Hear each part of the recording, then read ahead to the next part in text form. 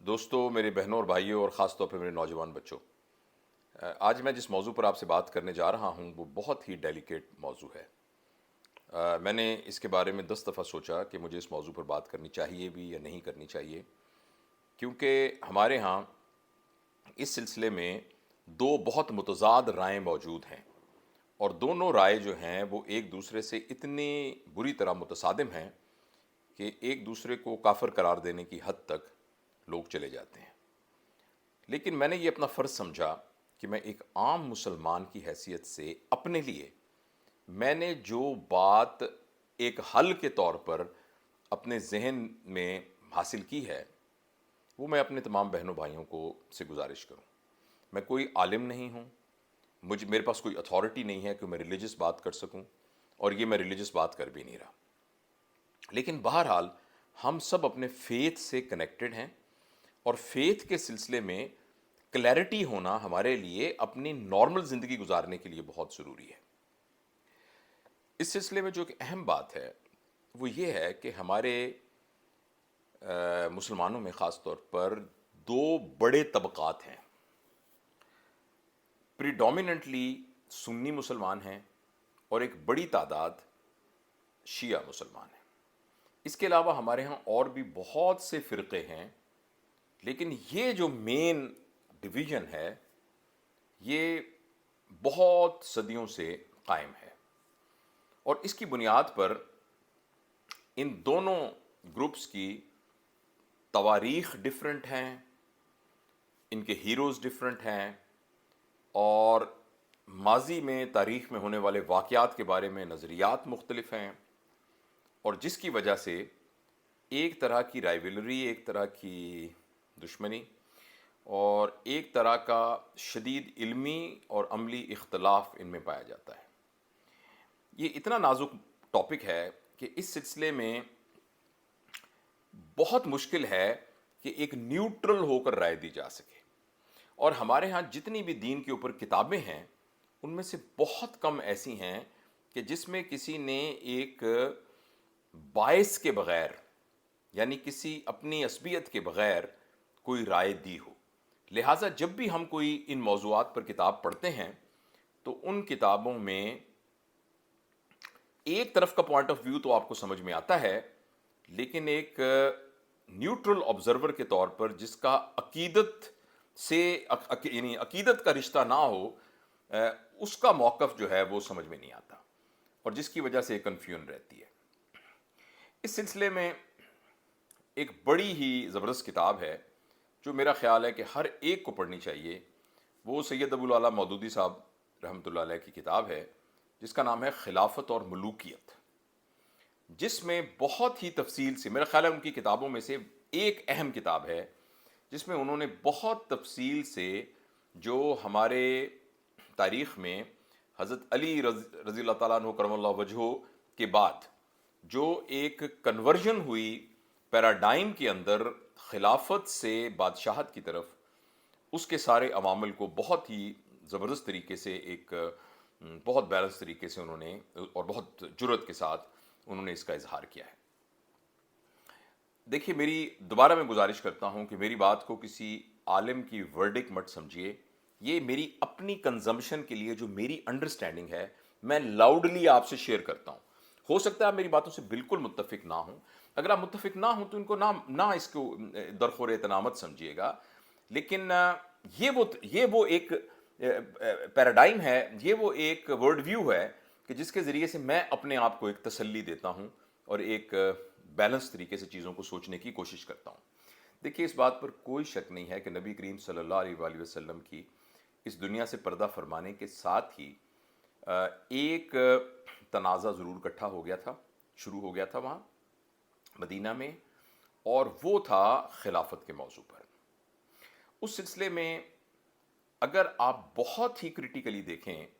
تو جب نبی کریم صلی اللہ علیہ وآلہ وسلم کے یعنی جنازہ اور تدفین اور وہ والی ساری باتیں ہو رہی تھیں، تو اسی دوران کے اندر مدینہ میں جو انصار تھے ان کے گروپ نے ایک میٹنگ بلا لی، اور انہوں نے فیصلہ کیا کہ ایک انصاری صحابی کو خلیفہ بنایا جائے گا۔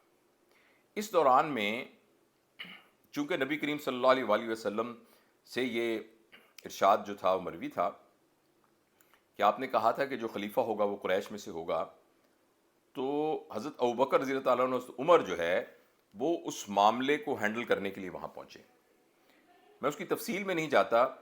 لیکن حضرت علی کی غیر موجودگی میں رضی اللہ تعالیٰ عنہ اور اہل بیت کے باقی لوگوں کی غیر موجودگی میں خلیفہ حضرت ابوبکر صدیق رضی اللہ تعالیٰ عنہ کا فیصلہ ہو گیا۔ اگر آپ وہ سارے واقعات کو بہت تفصیل سے دیکھیں اور پڑھیں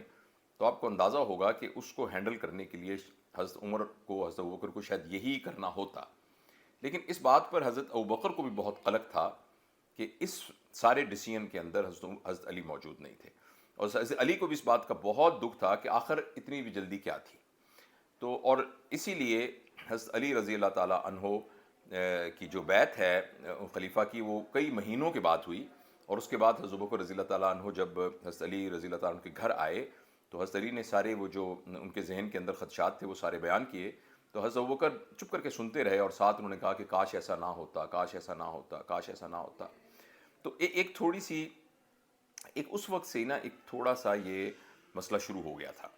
اور اس وقت پھر لیکن حضرت ابوبکر صدیق رضی اللہ تعالیٰ عنہ کا سٹیچر اتنا بڑا تھا کہ بس وہ تھوڑی سی ایک بات ہوئی ان پرنسپل، لیکن اس کے بعد پھر سب صحابہ اکٹھے ہو کر دین کی خدمت کرتے رہے اور ایک مسلم ریاست کو اور نبی کریم صلی اللہ علیہ وسلم کی سنت کے مطابق زندگی کو آگے لے کے چلتے رہے۔ حضرت ابوبکر نے حضرت عمر کو نامینیٹ کر دیا، اس لیے کوئی اس موقع پر کوئی تنازع اور ڈفرینس اوپینین ہوا ہی نہیں، اور جب حضرت عمر کی شہادت کے بعد حضرت عثمان کا انتخاب ہوا تو وہ موقع تھا جس موقع پر ایکچولی حضرت علی رضی اللہ تعالیٰ عنہ بھی ایک آپ کہنا چاہیے کہ اس کے متوقع خلیفہ تھے، اور پھر حضرت عثمان کا انتخاب ہو گیا۔ میں اس کی تفصیل میں بھی نہیں جاتا، لیکن حضرت عثمان اور اس وقت بھی کچھ لوگوں کا یہ خیال تھا کہ شاید حضرت علی جو تھے وہ زیادہ اس کے حقدار تھے اور ایسا نہیں ہونا چاہیے تھا، لیکن حضرت علی کے اپنے کنڈکٹ سے، رویے سے، حضرت امام حسن، امام حسین، ان سب کے جو نبی پاک صلی اللہ علیہ وسلم سے ڈائریکٹ تربیت یافتہ ان کا مزاج تھا، جس میں دنیا کی محبت اور پیسہ عہدہ، اس کی لالچ تو ہم تصور بھی نہیں کر سکتے کہ ان عظیم ہستیوں کے لیے کوئی اہمیت رکھتی ہوگی، جن کی نظر ہی آخرت پہ ہوگی، تو ان کے خیال میں کسی جگہ کی حکومت یا خلافت اس کی کیا اہمیت ہوگی۔ تو اس لیے اس دوران بھی کوئی پرابلم نہیں ہوا، اور پھر جب حضرت عثمان کی شہادت ہوئی تو ان کی شہادت میں جب وہ لوگ آئے جنہوں نے شہید کیا، تو حضرت عثمان کی حفاظت میں دراصل حضرت علی اور حضرت ان کے حضرت حسن اور حضرت حسین رضی اللہ تعالیٰ عنہ رضوان اللہ اجمعین، یعنی وہ ان کی حفاظت میں اور ان کے ساتھ تھے اور ان کو پروٹیکٹ کر رہے تھے اور ڈیفینڈ کر رہے تھے ان کو۔ اس کے بعد ایک لاجیکل آپشن حضرت علی ہی تھے جب وہ خلیفہ بن گئے، اور اس دوران پھر دین کے اندر ایک کشمکش شروع ہوئی جس کا بہت نقصان اب تک ہو رہا ہے، اور وہ یہ ہوا کہ ایک پیرلل گورنمنٹ اور بن گئی جو کہ حضرت امیر معاویہ کی تھی۔ وہ ایک صحابی ہیں اور ظاہر ہے ہمارے لیے وہ بہت ہی قابل قدر ہیں تمام صحابہ کی طرح، لیکن آپ حضرت مودودی صاحب کی وہ کتاب کو پڑھیں گے تو آپ کو سمجھ میں آئے گا کہ کس طریقے سے وہ جو خلافت کا نظام تھا وہ اب ملوکیت میں کنورٹ ہو گیا۔ اچھا، کچھ لوگوں کا یہ خیال آتا ہے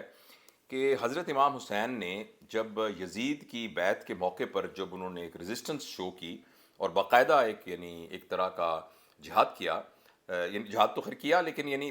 ایک پوری قوت کے ساتھ اس کو ماننے سے انکار کیا اور اس کے خلاف وہ کھڑے ہو گئے،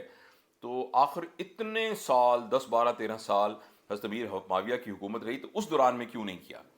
میرے خیال ہے کہ وہاں اب ہم نے نا چیزوں کو پولیٹیکل نظر سے دیکھنا چاہیے کہ جب حضرت علی کی شہادت ہوئی تو اس کے بعد پھر کچھ پولیٹیکل سرکمسٹانسز اس طرح ہو گئے، اور حضرت امیر معاویہ بہت عرصے سے حکومت شام میں کر رہے تھے اور ان کا اثر و رسوخ اس قدر زیادہ پھیل گیا کہ اس کے بعد شاید مطلب ہے پولیٹیکلی یہی ممکن تھا کہ ان کے پاس اتنی پاور تھی، اور دوسرا یہ کہ وہ بھی ایک صحابی تھے اور حضرت عمر نے بھی ان کو چنا تھا وہاں کے شام کے گورنر کے طور پر، عثمان کے زمانے میں بھی وہ گورنر تھے، تو وہ ان کے اندر ایک بہت شارپ قسم کی پولیٹیکل انڈرسٹینڈنگ اور وہ سینس تھی۔ لیکن مسئلہ اس وقت شروع ہوا کہ جب شعور یہ قرآن کی احکامات اور نبی پاک صلی اللہ علیہ وسلم کی تربیت کے حساب سے جب خلیفہ کے انتخاب کے لیے اور اپنے لیڈر کے انتخاب کے لیے شورا بینہم والا اصول تھا وہ پامال کیا گیا، اور حضرت امیر معاویہ نے اپنے بیٹے کو اپنی زندگی میں ہی نامینیٹ کر دیا۔ اچھا اب آپ دیکھیے کہ یہ بات کہ ایک حکمران نے اپنے بیٹے کو نامینیٹ کر دیا اور وہ بن گیا، تو یہ تو دنیا میں ابھی بھی چلا آ رہا ہے، لیکن اسلام کی اسپرٹ یہاں آ کر بہت زیادہ متاثر ہوئی۔ لوگ یہ کہتے ہیں کہ یزید جو ہے وہ اس کی عادات اچھی نہیں تھیں، وہ شراب پیتا تھا اور کچھ اور باتیں، اور وہ لوگ جو بنو امیہ کو سپورٹ کرتے ہیں، اور مینلی سنی، میں سنیوں کے گھر میں ہی پیدا ہوا ہوں ظاہر ہے، اور میرا اسی طریقے سے ہی میری ساری ہوئی ہے، اور میں ظاہر سنی ہی ہوں اپنے اس میں تو، لیکن وہ سارے لوگ جو نا، وہ کچھ لوگ بالکل یہ کہتے ہیں کہ نہیں، یزید کا ہی حق تھا حکمرانی کا، تو حضرت امیر معاویہ نے نامینیٹ کر دیا تھا، اور یہ اب یہاں سے پھر دین کے اندر ایک بہت بڑی رفٹ کریٹ ہوئی۔ دیکھیے میں جو سمجھا ہوں بالکل ایک سمپل سے، مہربانی کر کے نیچے جب کمنٹس آتے ہیں نا تو بعض اوقات وہ لگتا ہے کہ میری حیثیت دیکھیے، میں بہت ایک عاجزی کی، ایک طالب علم کی، ایک بہت ہی یعنی مسکین سمجھیے، ایک بہت ہی مسکین مسلمان جو چیزوں کو سمجھنا چاہتا ہے اور پھر اپنی اولاد کو اور آنے والی نسلوں کو آگے ایک اس طرح کا پیغام دینا چاہتا ہے کہ جس میں ہم لڑنے جھگڑنے کی بجائے کسی طریقے سے ہم دین کی واعتصموا بحبل اللہ بعد اعوذ باللہ من الشیطان الرجیم واعتصموا بحبل اللہ جمیعا ولا تفرقوا کا جو حکم ہے اس کے مطابق امت کسی طریقے سے اکٹھی ہو سکے۔ تو میں یعنی اس فیلنگ کے ساتھ آپ کو یہ بات کر رہا ہوں، اور اس میں سے کسی بات سے آپ کا اختلاف ہو تو آپ کو اس کا حق ہے۔ میرا یہ امپریشن یہ ہے کہ اس وقت اس بات کو اگر ریزسٹ نہ کیا جاتا تو اس کا مطلب یہ ہوتا کہ جو دین کی بنیادی سپرٹ ہے اس کو ہمیشہ کے لیے ختم کر دیا جائے۔ اس لیے میرا یہ خیال ہے کہ حضرت امام حسین جب وہاں سے مدینہ سے نکلے تھے تو وہ ایک حکومت کو حاصل کرنے کے لیے نہیں نکلے تھے، وہ یہ نہیں تھے کہ ان کا خیال تھا کہ مجھے حکومت ملنی چاہیے، وہ اس پرنسپل اور رسول کے اگینسٹ اترے تھے کہ حق اور باطل کے درمیان فرق کرنے والا کوئی آئیکن امت کے اندر موجود ہو۔ اور پلیز آپ اس بات کو یاد رکھیے کہ حضرت امام حسین کی حیثیت اس وقت ایک عام آدمی کی، کبھی بھی عام آدمی کی حیثیت نہیں تھی۔ حضرت امام حسین اس وقت بہت سارے لوگوں کے جو ہیرو تھے، اور ان کے ہیرو ہونے کی وجہ ان کا اپنا سٹیچر بھی تھا، اور ساتھ پھر خانوادہ نبی صلی اللہ علیہ وسلم سے ان کا جو تعلق تھا وہ حضرت علی کی اولاد تھے۔ حضرت علی جو نبی کریم صلی اللہ علیہ وآلہ وسلم کہ آپ سمجھیے بیٹوں کی طرح ان کی پرورش ہوئی، ان کی ساری تربیت حضرت علی رضی اللہ تعالیٰ عنہ کی نبی کریم صلی اللہ علیہ وسلم کے ہاتھ سے ہوئی، ان کا علم، ان کا حلم، ان کی بہادری، ان کی ایڈمنسٹریٹو سکلز، یعنی اس کا یعنی کوئی ثانی نہیں ہے۔ اور پھر اہل بیت کے تعلق کی وجہ سے حضرت علی کا سٹیٹس، حضرت علی کا سٹیچر وہ بہت ہائی ہے، حضرت علی کا مقام بہت اونچا ہے، اور تمام صحابہ ہمارے لیے قابل قدر ہیں، لیکن حضرت علی رضی اللہ تعالیٰ عنہ ان جلیل القدر صحابہ میں سے ہیں جو کہ ٹاپ، جو صف اول کے صحابہ ہیں، جو کہ ٹاپ بروتھ، بالکل ٹاپ لائن جو ہیں وہ صحابہ ہیں۔ اچھا، اور پھر نبی کریم صلی اللہ علیہ وسلم کا نواسا ہونا، نبی کریم صلی اللہ علیہ وسلم کے اپنے کانڈکٹ سے، جن کے ہاتھ میں وہ پلے، نبی کریم صلی اللہ علیہ وسلم نے ان کو خود جنت کے جوانوں کا خطاب دیا، اور پھر اپنی بیٹی حضرت فاطمہ کو انہوں نے جنت کی عورتوں کی سردار کہا، اور نبی کے منہ سے بات نکلی ہوئی ہے، کوئی عام بات تو نہیں ہے۔ اور پھر یعنی آپ دیکھیے کہ خود حضرت حسن ایک دفعہ نبی پاک صلی اللہ علیہ وسلم کے کندھے پہ بیٹھے ہوئے تھے، تو حضرت عمر آئے، انہوں نے کہا واہ واہ واہ کیا خوبصورت سوار ہے، یعنی کیا کمال کا سوار ہے۔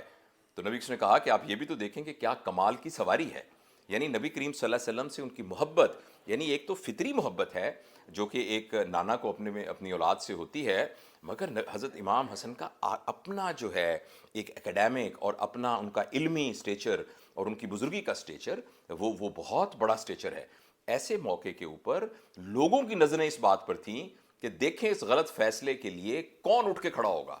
اور اس موقع پر امام حسین کو زندہ رہنا تھا، ان کو یعنی حق کو ایک حق کو باطل سے برتری ہو، چاہے حکومت ہو نہ ہو، چاہے جان چلی جائے یا نہ چلی جائے، چاہے وسائل ہوں نہ ہوں، لیکن حق کا باطل کے اوپر ایک سپر ہینڈ ہونا، اس کا ثبوت دینے کے لیے حضرت امام حسین کے پاس کوئی چوائس نہیں تھی، اور نبی کریم صلی اللہ علیہ وسلم کے نواسا ہونے کی حیثیت سے اور دین کے یعنی ایک حفاظت کرنے والے کی حیثیت سے اس کے علاوہ کوئی چوائس نہیں تھی۔ اور دیکھیے جس طرح سے وہ نکلے ہیں، آپ کا کیا خیال ہے ان کی وزڈم میں یہ بات نہیں ہوگی کہ اگر فزیکلی تو اس مقابلے کے اندر موت سامنے نظر آ رہی ہے، اور بچوں کی شہادت نظر آ رہی ہے، اور عورتوں کی بے حرمتی نظر آ رہی ہے، اور بوڑھوں کا اور جوانوں کا قتل اور شہادت نظر آ رہی ہے، لیکن اس موقع پر حضرت امام حسین اگر یہ جنگ کربلا نہ ہوتی تو اس کا مطلب یہ تھا کہ ہمیشہ کے لیے حق کا ساتھ دینے کی اسپرٹ، اس کا کوئی میسج ہماری تاریخ میں نہ ہوتا۔ لیکن ساتھ یہ ہوا کہ اس جنگ کے بعد پھر آگے ایک ڈویژن کریٹ ہو گئی، اور اس ڈویژن کے اندر پھر چونکہ ڈومیننٹ جو ہے وہ سلطنت آئی بنو امیہ کی، کہ جس میں آگے جا کر جب دین کی فردر ترویج ہوئی اور اندر ڈیولپمنٹ ہوئی، امام ابو حنیفہ، امام شافعی رحمۃ اللہ، امام حنبل، امام مالک اور یہ حضرات سارے آئے، تو چونکہ اس وقت دنیا کے تقریباً 80% ایریاز کے اندر مسلمانوں کی حکومت تھی، تو یہ والا اسکول آف تھاٹ جو ہے یہ آگے سارا پروپوگیٹ ہوا، جس کو ہم سنی اسلام کہتے ہیں۔ اور جبکہ نبی پاک صلی اللہ علیہ وسلم کی اولاد اہل بیت ان کو وہ سائڈ لائن ہو گئے۔ دیکھیں یہ کوئی میں ریلیجس بات نہیں کر رہا، یہ ایک پولیٹیکل بات ہوئی۔ اس پولیٹیکل سرکمسٹانسز کے اندر نبی پاک صلی اللہ علیہ وسلم کی اولاد بالکل سائڈ لائن ہو گئی، اور کہیں تاریخ میں اس دوران کے اندر ان کا ذکر نہیں ملتا۔ دیکھیے یہ بات بہت حیران کن ہے کہ آپ کو احادیث ملیں گی حضرت ابو ہریرہ رضی اللہ تعالیٰ عنہ سے مروی، حضرت عائشہ سے مروی، حضرت عبداللہ بن مسعود سے مروی، حضرت ابن عباس سے مروی، اور بہت سے صحابہ سے مروی، آپ کو حضرت ابو موسیٰ عاشری سے مروی احادیث ملیں گی، صحیح احادیث۔ لیکن کبھی آپ نے غور کیا کہ حضرت علی سے مروی کوئی حدیث نہیں ہے یا بہت کم ہے؟ حضرت امام حسین سے، امام حسن سے مروی احادیث موجود نہیں ہے۔ اس لیے یہ بات ہمیں ایکسیپٹ کرنی چاہیے اور سمجھنی چاہیے، اور یہ اس کے ساتھ ہمیں کسی اور بزرگوں کا جو صحابہ ہیں ان کے احترام کو مد نظر رکھتے ہوئے، لیکن ان کو انسان سمجھتے ہوئے اور ایک پولیٹیکل سرکمسٹانسز کو سمجھتے ہوئے ہمیں یہ بات ہمیں سمجھنی پڑے گی کہ بہرحال اہل بیت کو بالکل کارنر کیا گیا۔ اس تاریخ میں اتنے سارے عرصے تک وہ بیچارے چھپ چھپ کے رہے، اور جب ان کے اولاد یعنی حضرت زین العابدین اور پھر حضرت زین العابدین کے بیٹے، اور جب امام جعفر صادق کا سٹیچر میں اور آپ اندازہ نہیں لگا سکتے۔ امام ابو حنیفہ کے وہ استاد تھے، امام ابو حنیفہ کے وہ استاد تھے اور وہ ان کی بہت قدر کرتے تھے۔ امام جعفر کے بیٹے تھے دو، اس وقت اتنا ڈر تھا اہل بیت کو ایکچولی ختم کرنے کا کہ ان کے بیٹے ایکچولی انہوں نے کہیں ادھر ادھر چھپا دیے تھے۔ ان میں سے ایک اسماعیل تھے اور ایک جو تھے وہ موسیٰ کاظم تھے، اور آگے پھر وہ جو تقسیم ہوئی، اسماعیل کو جنہوں نے امام سمجھا تو انہوں نے پھر اسماعیلی فرقہ آگے بن گیا، اور موسیٰ کاظم کو اثنا عشری بن گیا۔ میں اس تفصیل میں نہیں جاتا، میں یہیں رکتا ہوں، اور میں آپ کو یہ بتانا چاہتا ہوں کہ ایکچولی یہ سب کچھ ہمارے جو صحابہ کرام، جو ہمارے بڑے رتبے کے صحابہ تھے، چاروں خلفاء اور جو سب قریبی صحابہ، وہ ان تمام تفرقات سے بالکل ہٹ کے تھے۔ یہ ساری بات اس خلافت اور ملوکیت کے وقت میں شروع ہوئی، اس سے پہلے کا دین مکمل تھا۔ یہ بات ایک پولیٹیکل ڈیسیژن کی بنیاد پر ایسے ہوئی، اور جس میں پھر یہ ایک تقسیم آ گئی۔ اس میں بعد میں پھر آنے والے رائٹرز نے کچھ باتوں کو بہت ایگزیجریٹ کیا، کچھ باتوں کو ایسا کیا کہ اب وہ اس عقیدے کا ایسے بن گئے، جیسے آپ مجھے کہیں میری قمیض اتارو تو میں اتار سکتا ہوں، آپ کہیں بنیان اتارو میں اتار سکتا ہوں، آپ کہیں اپنی کھال اتارو تو میں اپنی کھال تو نہیں اتار سکتا۔ تو کچھ چیزیں جو ہیں وہ ہمارے عقائد کے اندر آ کر ہماری کھالیں بن گئی ہیں، جن کو اتارنا بہت زیادہ مشکل ہو گیا ہے۔ اور اس لیے ہم اس میں پھر پکے ہو کر ایک نفرت کی دیوار میں ایسے ایسے سے دور سے دور دور سے دور دور سے ہوتے گئے۔ یہ کچھ میں تھوڑا سا ایک اپنے دل کی بات آپ سے کرنا چاہتا تھا۔ دوبارہ میں یہ بات عرض کرنا چاہتا ہوں کہ نہ تو میں کوئی عالم ہوں، نہ میری اتھارٹی ہے مذہب پہ بات کرنے کی، نہ میں نے مذہب پر کوئی بات کی ہے۔ میں لیکن ایک عام مسلمان ہوں، اور میں ایک عام مسلمان کے طور پر سمجھنا چاہتا ہوں کہ ہوا کیا۔ اور مجھے یہ سمجھ میں آیا ہے کہ اللہ پر یقین، اللہ کے نبی پر یقین، نبی کریم صلی اللہ علیہ وسلم کے طریقے پر یقین اور آخرت پر یقین، جیسا نبی کریم صلی اللہ علیہ وسلم نے ڈیمونسٹریٹ کیا اور اپنے صحابہ کو سکھایا اور صحابہ نے کر کے دکھایا، اس کے مطابق زندگی گزارنے والا ہر شخص مسلمان ہے۔ اس کے بعد جو آگے کی باتیں ہیں وہ ایک انڈرسٹینڈنگ ہے ان واقعات کے نتیجے میں ہونے والے عوامل کی، اور اس کے نتیجے میں ڈفرنس آف اوپینین کے کریٹ ہونے کی۔ میں اپنی بات کو بالکل نامکمل یہیں ختم کرتا ہوں، اس دعا کے ساتھ کہ اللہ تعالی ہمارے دلوں میں ہدایت کا وہ نور دے جس کے ذریعے سے مسلمان تمام اکٹھے ہو سکیں، اور ایسی بڑی ہستیوں کے بارے میں رائے دینے سے ہمیں گریز کرنا چاہیے۔ ہم آج سے 1300 سال پہلے، 1350 سال پہلے موجود نہیں تھے، ہم ان واقعات کے خود وٹنس نہیں ہیں۔ ان واقعات کے ہونے کے دوران جو کچھ ہوا، جس کا قصور تھا، جس کی غلطی تھی، اس کے بارے میں مجھ سے اور آپ سے قبر میں نہیں پوچھا جائے گا، اور جو ہم سے، اور نہ کسی اور کے اعمال کی ہمیں سزا یا جزا ملے گی، نہ انہیں ہمارے کسی نظریے کی سزا یا جزا ملے گی۔ لیکن ہم اگر فرض کریں اس سلسلے میں بہت ہی سٹانچ ہو جائیں تو ہم مسلمانوں کے درمیان ایک توڑ ہو جائے گی جس سے دشمن فائدہ اٹھائیں گے۔ اس لیے مسلمانوں کو اللہ تعالیٰ توفیق دے کہ وہ ان تمام باتوں کی صحیح سمجھ کے بعد سب لوگوں کو مسلمان سمجھتے ہوئے، جن کی بنیادی عقائد جو ہیں اللہ، اللہ کے نبی، آخرت پر ہے، اللہ کو وحدہ لا شریک مانتے ہیں، نبی کریم صلی اللہ علیہ وسلم کے طریقوں میں اپنی دنیا رختی کامیابی کو سمجھتے ہیں اور آخرت کے ہونے پر پکا یقین رکھتے ہیں، ان سب کو مسلمان بھائیوں اور بہنوں کی طرح اکٹھے ہو کر ایک دوسرے کو سینرجی کریٹ کرنا اور کمپلیمنٹ ہونے کی توفیق دے۔ جزاک اللہ، آپ نے سنی میری باتیں ساری۔